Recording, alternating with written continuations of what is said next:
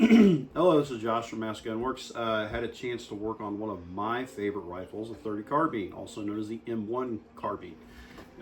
This is a Alpine brand. It is a commercially made, modeled after the GI model, but this is not one that served in World War II, Korea, or Vietnam. So it's a very beautiful specimen. Customer wanted me to replace the springs on it. Provided me with a Wolf spring kit. You can also get them for the magazines. They have springs to replace the magazine. This kit is stock number 18055, and it's a complete spring pack. There's probably more springs in there than you're actually going to need. So I've already done the repair. What I'm going to do now is just show you quickly how to take this apart and put it back together. So there's two screws, and you're either going to need a flathead or a Phillips. There's one here and one right here. So we're going to go ahead, take those out. Before we do that, no magazine, weapons clear.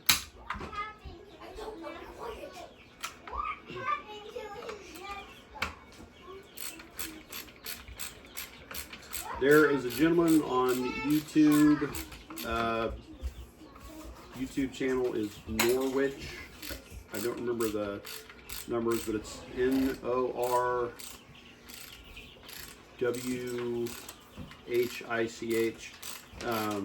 think he's from up in Connecticut. The gentleman is a wealth of knowledge on these. His grandparents actually worked in the factory during the war where these were built, and he is a carbine savant. And I say that because if you have any desire to get really in depth on taking these apart, putting them back together, or just want to learn some neat information, go check his channel out. He'll tell you more than I ever could. So, that screws out up here. Now you don't need to completely remove this screw. We're just looking to loosen it, okay? And then there's a spring-loaded clip there. You're gonna push that in. Maybe.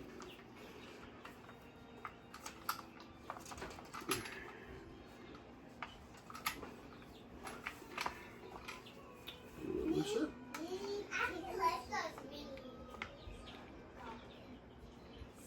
There we go. All right, push that in. Wiggle that up. This is captured by the front sight, so you don't need to worry about losing it. This is the hand guard, heat shield, whatever you want to call it. Okay, so now we're going to grab the barrel, hold the stock. We're going to rotate up. All right. Now, have my camera person come in here a little bit closer. Depending on how loose these parts are, you can use the operating rod to take off the trigger group and all that. I don't like to ding up firing pins, so you're going to want a 1/8 inch punch or something of similar size. This pin has a head on it. It can only come out one way.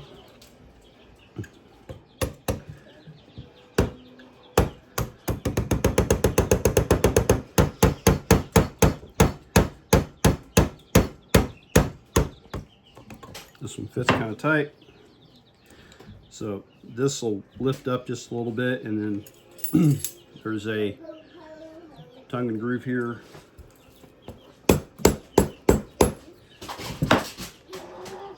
That should slide to the back. Okay. Best practice thing. If you have cocked this hammer, put it on safety. We're not worried about the weapon going off while we're disassembling it because you're a smart person and you've already cleared it and made sure there's not one in the chamber. But if this stays in the cock position and you don't put the safety on, you may accidentally hit the trigger while taking it apart, and that could damage the housing, or you could lose a spring. So that's that. Further takedown with this pin comes out, this pin comes out. There's a couple springs in here If you guys would like to see a detailed video of disassembly of that, I can do that. For these purposes, I'm just doing like a basic field strip. That goes there. Take the op rod, spring, pull it back, lift up. It all comes out. Now, this is where things can get fun. I was working on another one. I can't remember if it was an inland or a plain field, but the way this is supposed to work, the op rod slides back. There's two notches here. This first notch is I pull back the op rod, I pull up, it'll pop out of there, and then there's a notch here and everything should just roll off. Well, this one was machined with some tighter tolerances and I had to use a mallet to finesse it off. But basically what we're gonna do, let's go back to that first notch. Using upward tension.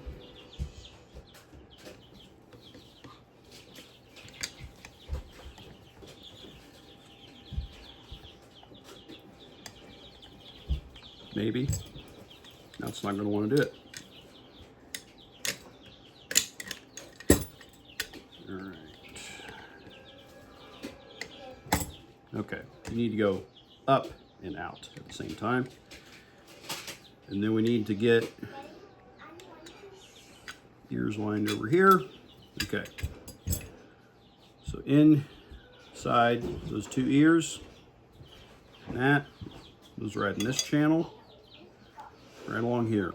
Here's the notch where they come out of so you can disassemble. So when we go to take out the bolt, we're going to simultaneously lift and move to the rear.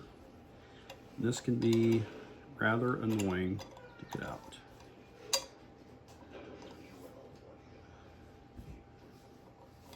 There's like a sweet spot in there that you have to find.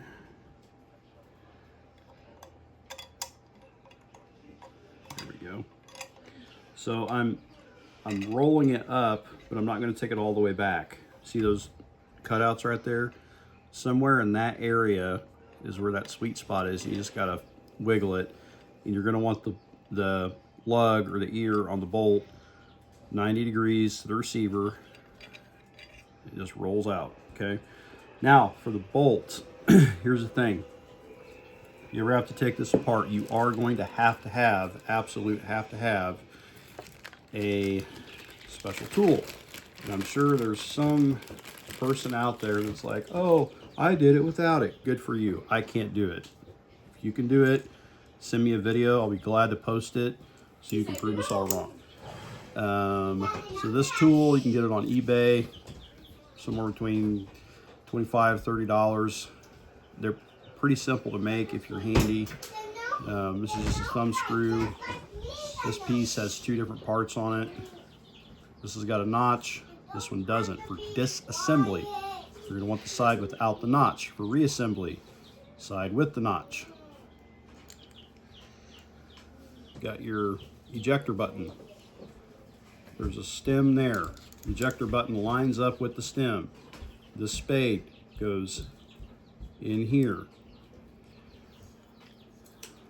Plunger, push it down. I'm just going to rotate. Hear it click in. The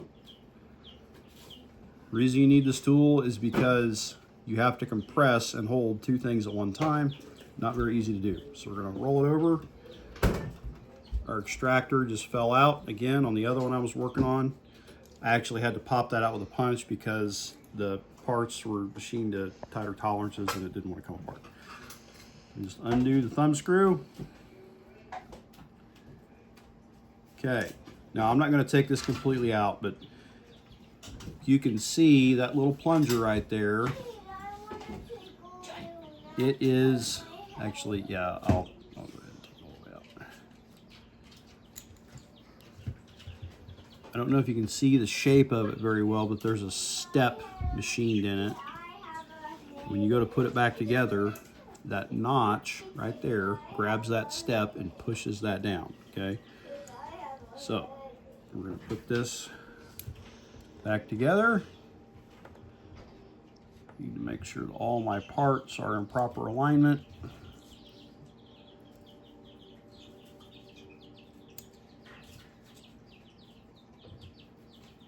Not going the right direction. Just silly pin started. There we go. Okay, now as I rotate this up,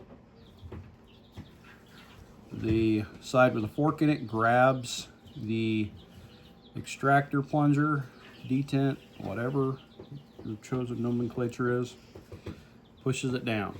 Okay, now I can see through this hole. We've got no obstructions. Firing pin's going to go in there. My extractor is going to slip in there, grab the firing pin, and hold it in place. Okay, sometimes you'll hear it snap in, just depends on how tightly it's. All right.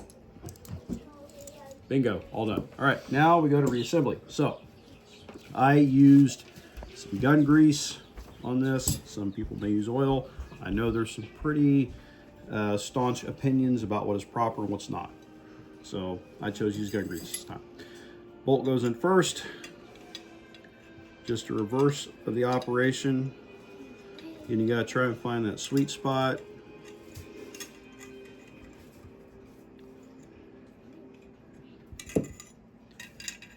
There it is, right there. So at the back of the receiver, we're gonna drop the bolt in.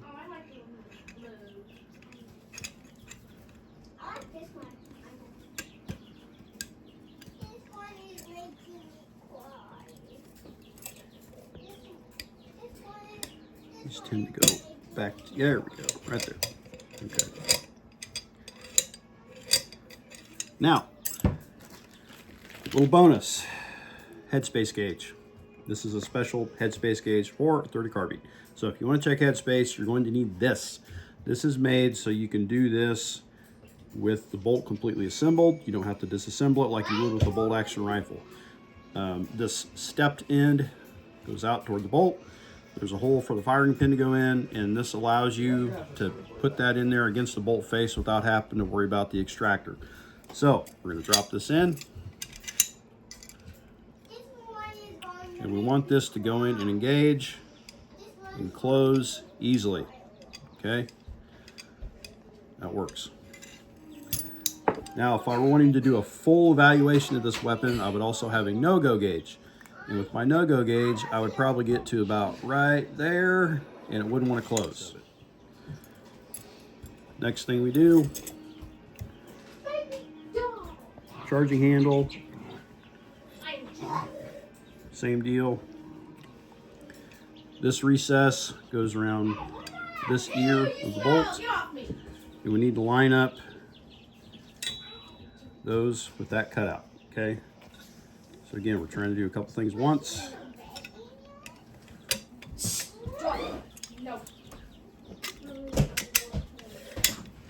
That just snapped in, okay? Works good. This hole right here, depending on what series of this you have, you may have a operating rod spring tube that is separate, like say if it's a older Winchester. Put the op rod in, spring, compress the spring, push that in, operates good.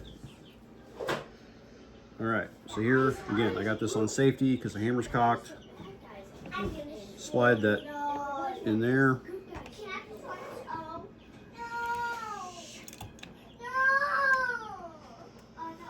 There's a bump. This is where this gets to be a little bit of a pain because now I have to pound this thing back in. If it were an older one that was a little bit more worn, it'd probably slip in and out just fine without persuasion. This one does not. Okay, operates good. We can safely depress the trigger from here. So with this one, we're gonna pull the safety back. It operates. Okay, here's our magazine release. Okay, again, just a reverse. There's a hook on the back, goes in this. This piece is separate and can come out. Sometimes it's a good idea to put the screw in first, just to help hold it in place. Pull this up on the receiver.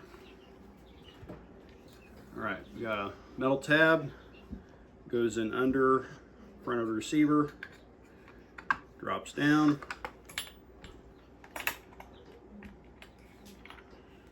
Pushing our spring, everything snaps in.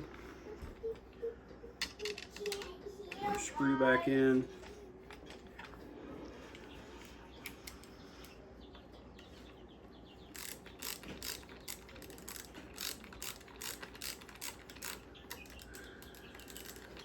Good thing this isn't like 1 million threads per inch.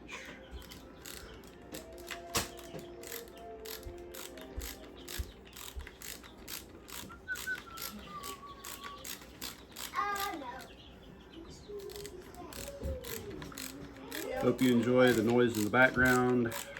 My children are accompanying me today as I film. Jimbo is Jim. Okay, now we're not looking to crush that. We just want to get it German torque spec at Guten tight.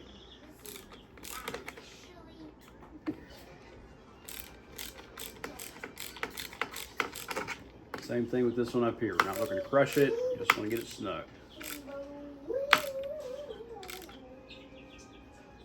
Okay. Function check. Safety works. All right.